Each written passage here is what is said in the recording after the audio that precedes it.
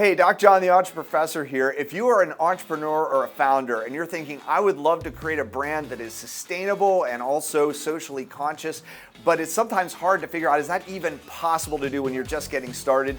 This story is a great example of that. I had the opportunity to interview Paige DeAngelo, the founder of Aer Cosmetics, and hear her story, not only creating sustainable products, but creating a brand that really promotes sustainability as its core mission.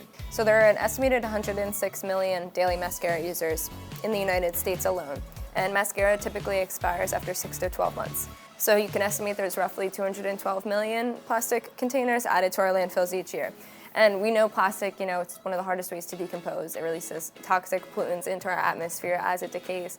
And plastic mascara containers can take up to 500 years to decompose. How can I communicate to anyone that has no idea what mascara is, that has no idea what makeup is, to anyone in the world that this is a good idea? And I ended up placing second in the competition as the wild card. So that was a moment where I, kind of learned, okay, this is something I can really utilize for funding. Selling just sustainability first is not a efficient way to, target everybody. It's something they're putting on their eyes. They want to make sure it looks great too. Let's get into it.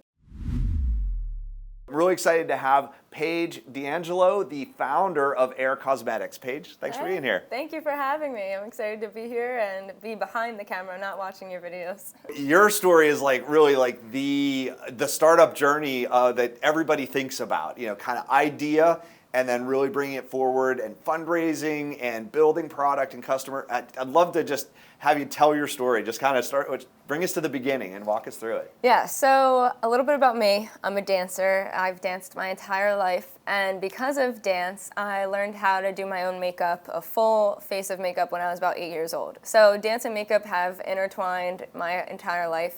Something else that I was super interested in was meteorology, which introduced me to sustainability just from my studies. So when I decided to go to college, to Drexel, I wanted to study meteorology and journalism. And I was doing that. I was researching and reporting on sustainability for Drexel's TV show.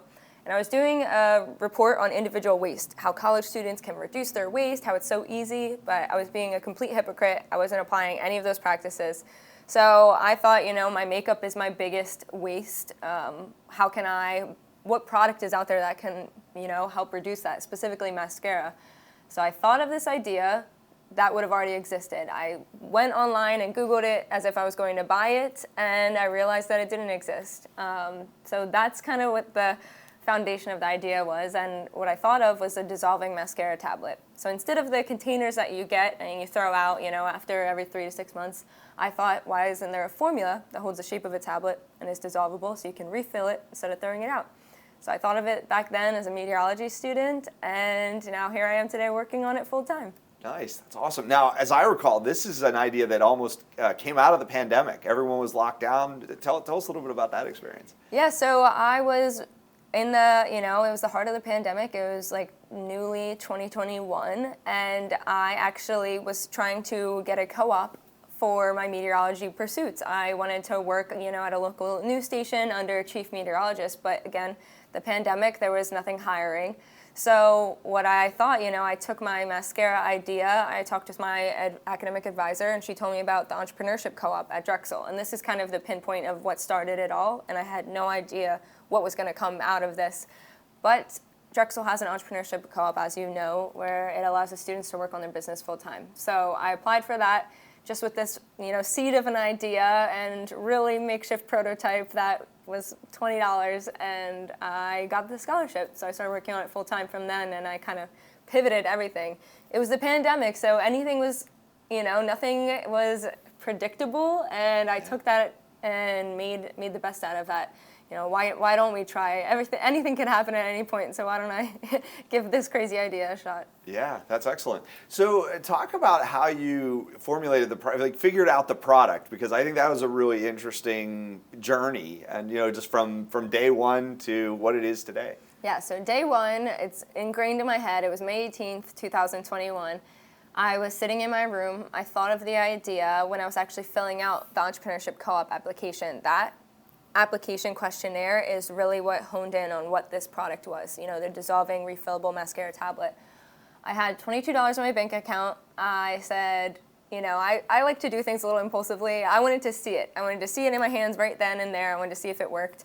So I took that last $22, went to CVS over on Penn's campus, and I got anything that I could think of that would go in this mascara. I was buying activated charcoal tablets to help with the coloring of it, and nothing that I used then is what it is now, but it helped me create a prototype. So I spent the next 12 hours that day ruining my security deposit with mascara residue, and I created this tablet, and it actually worked. So that was the day one. Once I started the co-op, it was time to, actually hone in and figure out cosmetic formulation, figure out what goes in mascara, and, what is sustainable, how we can create all aspects of sustainability into this product and not just like a refillable idea. So that's when I started taking things pretty seriously, and I worked with a team of cosmetic chemists to get it to where it is today. Nice. Yeah, and I would imagine there was like the idea, but then the science behind it, and then intellectual property. Talk to us about like what all that kind of you had to be thinking about at that point. So the first day that I thought of the idea, there was a lot of little coincidences and synchronicities that kind of fell into place for this whole foundation process. And one of those was on the first day, my aunt Reg, she is someone that's, she practices sustainability in all aspects of her life. She created her own decomposition system in her kitchen. So she is someone that I knew I could call to. She's the one that inspired my love of sustainability, back when I was a young kid. So I called her, I said, I have this idea. And she stopped me and she said, do you know what my job is? And I was like, no, what do you do? I really had no idea what she did, and she owned a patent firm. So that was like the day one of like intellectual property. I don't know if that didn't happen, I don't know where it would have been. So I worked with her, we got 2 utility patents pending on the container. Nice. We realized that mascara formulas aren't patentable because, it's like trying to patent a cookie recipe. Everyone knows what happens when you mix those ingredients together. So what I did was I found all of my favorite sustainable mascaras, and I sourced all of those ingredients from just a wholesale lab, and I just started mixing together. And eventually I sent my formula to a team, but anyone that knows the formula has signed an NDA. So we've tried to, keep it protected that way. Yeah, but the container sounds like that actually gave you some possibilities. Yes. What made it unique enough to warrant that? There's a couple different aspects. So the 2 utility patents pending, what we wanted to do was create one container where you could dissolve the tablet, all in one piece. So instead of just a regular mascara container, we wanted something that had a liquid, capsule on the top where you could drain the liquid through. And we're still working on creating those, prototypes of the pending containers. But the concept is that you have this tablet and there's a solution, a dissolving solution that helps break it down, and you mix it together. So that's already there for extra steps, in products. We wanted to just encapsulate it all in one so that the customer just only has their regular mascara container instead of buying or having to carry around, I know that I wouldn't want to do that. So I was trying to save the customer some help there. Yeah. So who is the perfect customer? Who's thinking, wow, Aer Cosmetic is like, now I'm like a loyal customer. Who is that? What is it that really draws them in? So there's a couple different things. And originally, the foundation of this company was sustainability forward. I wanted to give everybody an accessible opportunity to shop sustainably. What I quickly realized is that quality is often sacrificed for sustainability. And that's not something that I not only aligned with, but could, have myself. I'm a professional dancer. Makeup is something that has to be high quality. So I knew that I was going to solve the branch between these 2 markets, quality mascara users and sustainable mascara users. And so from that, we've kind of broadened our pool of the customer a little bit. I would say first, the most important and attractive qualities of the mascara from what we've done, focus groups or feedback surveys, are that it's a tubing formula, which is a unique, science behind mascara formulas. It saves your eyelashes, it helps them grow. It's just a lot more efficient of a mascara formula. That it's customizable. So mascara users, that want to get rid of the 10 mascaras in their purse. That's who we're trying to solve. Then the sustainability aspect of it is just the standard. So we want to solve the quality first, give someone the one-all, be-all mascara. It's the last one they'll ever have to use. And then they know that it's a sustainable product, because selling just sustainability first is not a efficient way to target everybody. It's something they're putting on their eyes. They want to make sure it looks great too. Yeah, that's awesome. So what about finding these customers? What have been some of the things you've done to try to engage and bring people in that would be ideally suited for your audience? So something I didn't even realize I was doing was creating a disguised marketing strategy, an organic and authentic marketing strategy. Instead of creating these like cute little, template promotional videos that, reached some crowd, what I did was record and document everything from the day I thought of the idea, up until now. We're still documenting the entire series. And I shared this as the Figuring It Out series with Aer Cosmetics. By doing this, we were breaking down, the fourth wall of business and showing our trials, showing our tribulations, showing the customer why we're creating this, who is really behind it, and that we're not just a company, shoving more product down your face and into the world. We're solving a real issue here, and this is how we did it. It was hard, it was funny, it was unique, but we did it and we brought it here for you. So by doing that and sharing those unique and authentic experiences, I think was the most, effective way to gain our trust with our community and really build a bond that's, unlike your typical brand that is just pushing their product on you. Yeah. So what about building a team and, kind of bringing others into the mix? Because I know that's been part of the journey as well. What are some of the things that have happened there? Yeah, so that's been honestly a roller coaster of the company. I started, of course, by myself. The first day that I started my co-op, I actually tried to get in contact with L'Oreal's manufacturer because I had no idea what I was doing. And I said, I know L'Oreal makes a bunch of makeup, let me just call them. The phone didn't even get all the way through. I don't even know if anyone picked up. But I realized from that point, I'm going to have to do a lot of the heavy work on my own and prove to everybody that this is an idea that, is viable, to get that team that is dedicated and willing to work on it just as much. And I thought, if someone comes around that is just as passionate about it as me and they want to, go through it together and co-found with me, but that experience never happened, which is fine. So over the years throughout our Drexel community is when I've really built my team. And there's so many talented entrepreneurs in this space, Liam Halsey, Lenica Digitals, Sasha Cole, the production team has really built me up to where I am today. So that has been my strategy with my team, is just finding people that are like-minded around me, right here, that I can also support. Yeah. Now, it hasn't been all perfect along the way. Definitely some setbacks, some fails along the way. What's maybe a fail or a setback that stands out, and how'd you get past it? So most of the fails, and we talk about this, all the time in class, have actually been my biggest mentors, my biggest teachers. The moments I'm most grateful for are these giant embarrassing failures, and it's because they've guided me to where I am, where I need to be. One of them being, so originally the tablet was designed to be water soluble. And the idea behind this, I thought, everyone has access to water, they could just wet the mascara brush and it'll dissolve into water. A few different things presented themselves. I realized, I wouldn't want to put Philadelphia's water on my eyes. I don't think my whole customer base would. And not everybody has access to, clean water all the time. If they're doing their makeup on the go, where are they going to get this water from? So there are a few different problems, but I still wanted to test it out. So I asked my sister, again, I was too early to have a full, focus group. I asked my sister, I said, I'll do your makeup for her friend's wedding. I'll do it for you if you wear my mascara and tell me, give me feedback. And she always wanted me to do her makeup, so she said yes. And I get a picture sent to me during the wedding. Since it was water soluble, when she cried at the wedding, it broke down and smeared all over her face, and it ruined her makeup. She was very upset with me. She said it was a horrible reaction, and then she was stuck in the bathroom trying to smear all of this mascara off of her cheeks. So that's terrible. Yeah, that was a pretty low moment. It's something that I was working so hard on, this tablet and this formula just got, squashed right in front of my face. And that was really discouraging, but also encouraging, because then I realized, okay, well, if it's not water, then what is it? What's going to dissolve this mascara? And that's when we created the solution. And the solution is the most magical thing to me. I love the solution. It, if you add more, it makes it more voluminizing. It makes it tubing. There's so many great aspects in the solution. So I'm really grateful that we did that, and that it was my sister and not a customer. But that was one moment, that definitely was a low point.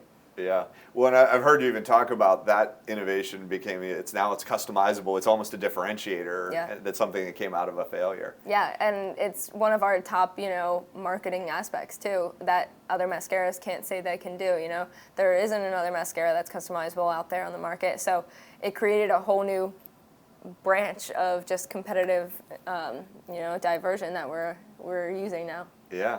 So talk about funding, because I'm sure this is, there's a lot of costs along the way, and that's if you don't have like unlimited resources for self-funding, you got to go out and do fundraising. What are some of the things you've done to kind of fuel the business as it's been growing?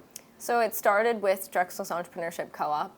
And from this co-op, I found out that they had a pitch competition coming up. And this was just out of the pandemic, so things were just starting to, come back in person a little bit. It was like not as frequently in person. So I applied for this pitch competition, and I didn't make it into the finals. I didn't even get picked to pitch on the final day. But they have a wild card position for this pitch competition. So I showed up the day of. I kind of got a hint, the day before that I might be the wild card.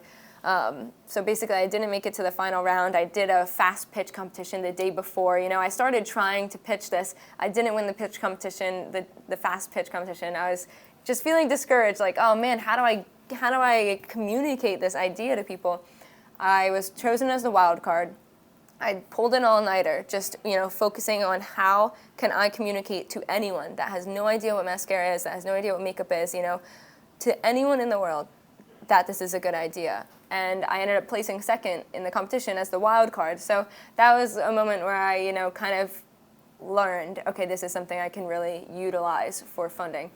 So I started doing that, just pitching in competitions. We did Drexel Startup Fund, where we were awarded the prize for that. And then what else? There was other competitions, Global Student Entrepreneur Awards. That one took me around the world. That was probably the coolest pitch competition I've ever done. Draper, and I did a Kickstarter, which, failed, and we all were watching that as it crashed and burned in front of our eyes. But that was just another part of the learning process, which I could go into as well. Yeah. And then, we just recently accepted our first, investment from Drexel University's Innovation Fund. So that has been our journey. Up until now, it's been all just competitions and scholarships. Yeah, and then now moving into looking for investors that are hoping to be part of the ride. That's excellent. So we've talked about a couple of failures. How do you? What kind of drives the kind of getting back up, and what are some of the things you maybe did in those cases where you had fails to overcome the challenges and then keep going? Yeah, so I just realized, my quote, which a lot of people have heard me say, everything is figure-outable. Love that. A failure is a failure when you give up. I wouldn't consider it a failure if you tried. So that is something, if I gave up after the first no, and we hear all these stories of, like everyone getting rejected, and then they had this like blossoming moment, I knew that there was enough proof that this really could work and we were on to something and on the right track. We just were missing like a couple different of the marks, and certain things, like a Kickstarter. I knew that it was what I was presenting that wasn't being received. It wasn't, anything more than that. So how can I present it differently? So it's just about like adapting. That's what keeps me going, and just, more of a fear of giving up. I didn't want to not see it through, but there was nothing like I knew this idea could work. So there was nothing in my tracks that was like super scary. Like, no, we have to stop right now. Yeah. I'm sure that would have presented itself a while ago if it, were. But yeah, that's what keeps me going, because you haven't really figured it out until either it doesn't work or it works. Yeah, I love that. Everything's figure-outable. Yeah, and that's been, I think it's been a TEDx talk, right? Yes. And other things like that. Yeah, that's great. So in terms of the product launch itself, that was actually relatively recent, even though this has been in the works for a few years. So talk about what it was like getting ready to really bring it out to the world and let everybody know about it, and then also just packaging it and getting it into that final form. I'd love to hear more about that. Yeah, there were, I would say the competitions were keeping me on track to consistently progressing, especially the Global Student Entrepreneur Awards. And this competition indirectly, kind of kickstarted, if you must, the launch of this product. So I entered this competition, and at that point it was still an idea and just a CAD, design. I didn't have a physical product. I was trying to make a physical product. I invested in a whole silicone molding kit, only to realize that it was totally not working. I have this like broken down piece of silicone in my office. It was just a waste of time, but I at least figured out, not a waste of time because I figured out what didn't work. But this competition, at every point of it, I needed to show a little bit of progression. So I made it to the Philadelphia Regionals. We won that. We made it on, all eyes in the organization were watching. So I wanted to continuously keep up with that. And I remember after we won the US finals, my local town newspaper wrote about me. And that was like super cool. So they wrote about it. They said, DeAngelo wins US championship for her idea.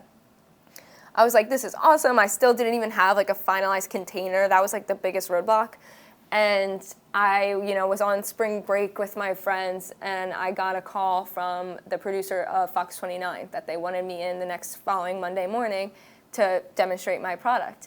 And I still hadn't had like a physical container. I didn't know how to make this. So that kind of kicked me into overdrive. Like, no matter what, we are figuring out how to make this container, stop just like trying things. I think it was very intimidating going into that journey. But yeah, so I got home from vacation, got right off the plane, and just started, making a makeshift prototype with my one friend. We made it. I sent that to my product designer, and then within, a month and a half, we had our first inventory run of like 5,000 units. So it took that moment of spark of like, oh my gosh, we need this in front of me to progress from there. So yeah, I worked with a product designer. He helped me order all of the inventory, and then I worked with the same cosmetic chemistry team, actually. Their manufacturer is the one that manufactures the tablets and the solution today. So that whole process of like ordering and finalizing who we were working with probably was like May or June to actually receiving the product in January of 2024. So that was a pretty long process, but honestly, it felt like a blink of an eye in my perspective. Yeah.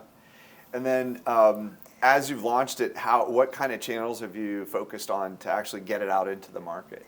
So originally, we wanted to use our social media, just posting on Instagram, on TikTok. Shopify is the only channel that we're actually selling on. We're trying to get integrated into TikTok Shop because we could have, this conversion of our community. Now it's so easy to buy on TikTok Shop. TikTok Shop is amazing with like the promotions and the flexibility that they have with products. So we're working on that. That's like our biggest goal right now and our priority. But Shopify has been the main one, and then selling at pop-ups. We did Philly's Eco Fair. That has been super, valuable in terms of getting customer feedback and information. I've actually had customers that already purchased the mascara come up to me and say, hey, I'm a customer, like, here's what I think about it, and tell me that. And just getting firsthand, conversation, meeting them was something that's super valuable to me. So yeah, that's been our motive through there.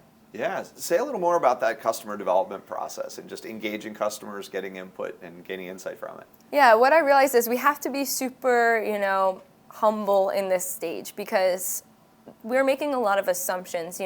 When I have the formula tested, I have the container tested, but I've never shipped it to California before. So there's, some variable in that I have to predict or expect.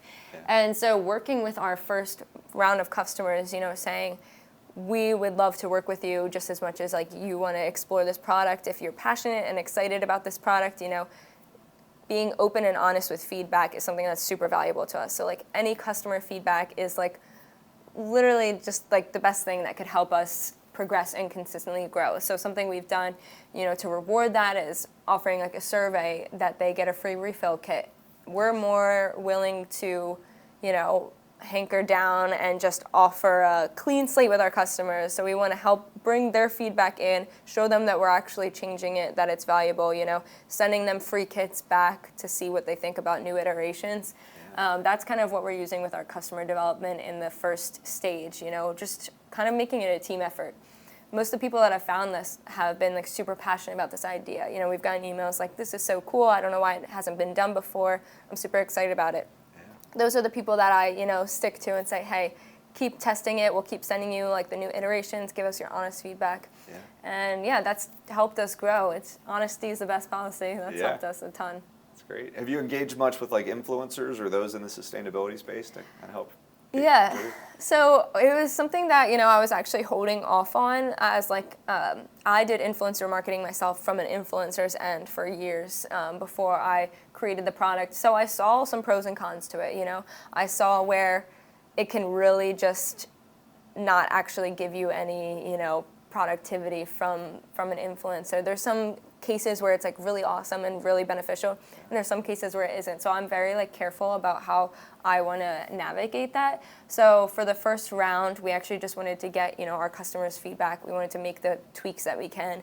We wanted to perfect it, and now move into okay, we're confident in this version that our customers, this is what they wanted. So we're literally creating what they want. And now we're ready to enter the influencer world. But I'm looking at very specific influencers, people that care about sustainability, people that review products. That's kind of the method that I'm moving forward with. That's great. Well, and now with bringing in investors and are obviously starting to think about the bigger vision of how does this grow, how does this scale up? What are some of the things you're thinking about right now to make that happen? So I had a few different things in mind. Originally, I wanted to create an eye kit. So I wanted to create eyeliner and an eyebrow gel.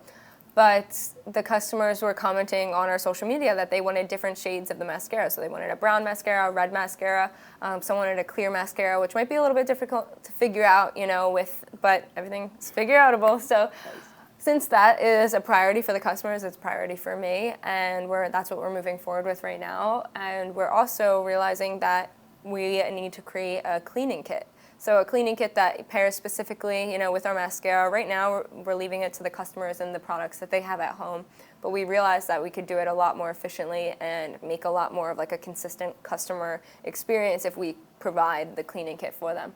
So those are two things that just, again, presented themselves as things that you can't plan for everything. You have to just be willing to adapt. A year ago, I wanted to make, concealer and foundation next. Yeah. But that's just miles away now because this is what's right in front of us. So that's what's next. Scalability, though, in the next 5 years, I'd love to create a whole line of cosmetics. Anything, that goes on your face, washing, skincare, that's really just using the standard of sustainability and standard of quality. So that's what we're moving forward with. That's excellent. So one thing, when I think about a sustainability business, you think about impact, and maybe not even into the details of triple bottom line, but where are you seeing the sustainability problem? What kinds of data are you seeing to kind of define that problem, and then what are you really anticipating your impact can be? Yeah, so what I realized, when I initially thought of this idea, I wanted to look further into the problem and see, what the logistics of it were. So there are an estimated 106 million daily mascara users in the United States alone, and mascara typically expires after 6 to 12 months. So you can estimate there's roughly 212 million plastic containers added to our landfills each year. And we know plastic, it's one of the hardest ways to decompose. It releases toxic pollutants into our atmosphere as it decays. And plastic mascara containers can take up to 500 years to decompose. So this is a consistent product. Mascara is the #1 tool among all makeup products in the world. If someone that only wears makeup once a year and someone that wears makeup every day, everyone typically has mascara in their kit. So that's when I realized how drastic this was. We are constantly producing this and wasting it and throwing out, it's like plastic water bottles, the shift to reusable water bottles. People realize oh my goodness, we are throwing these plastic water bottles out, like nothing. People are going through 3 a day. So that was kind of the shift in my mindset. And what I realized is we could estimated reduce up to 70% of the carbon emitted from mascara waste. 70% of the carbon emitted from makeup production at all is what our goal is going forward with this, and that is just by reducing the manufacturing process, having just the refillable tablets and having the starter kits produced once, and also not having anything thrown out at the end of the day. Not only that, we know eventually at some point everyone will throw it out, so we chose to use materials that are more decompostable than others, than plastic. So that's kind of the impact that we're focusing on right now. It's just having the minor details, because the details add up. The boxes, the plastic little packages that you buy at CVS for your mascara are just as bad as the plastic container that you're buying itself. So our mailers are all decompostable. Our thank you cards are plantable. We really tried to like hone in all the details to make sure that this was like a well-rounded, thought-out company. Yeah, that's great. So if someone's interested in checking the product out or learn more about the business, what are ways people can kind of get involved with what you're doing? So aircosmetics.co is our website, and we have a blog there where we consistently, post updates on the entrepreneurial journey of Aer Cosmetics. And you can shop there, find our stories, read more into what this whole, thing is. But also on social media, we are at Aer Cosmetic on Instagram and then at Aer Cosmetics on TikTok. That's awesome. And we'll have all those down below in the description as well.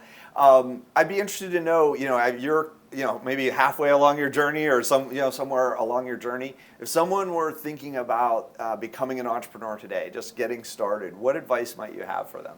Just do one thing today, do one thing today. There's the one quote, get 1% better every day. It's cliche, but it really works. If you have one thing on your to-do list today that will, you think might advance you to getting closer to that idea, it truly is, because you're either going to figure out that it is helpful or that it's not helpful. There's not much time wasted in figuring it out, and everything is figure-outable. So don't forget that as well when you're, when you reach those roadblocks. Just continue to push through. And don't give up. That's excellent.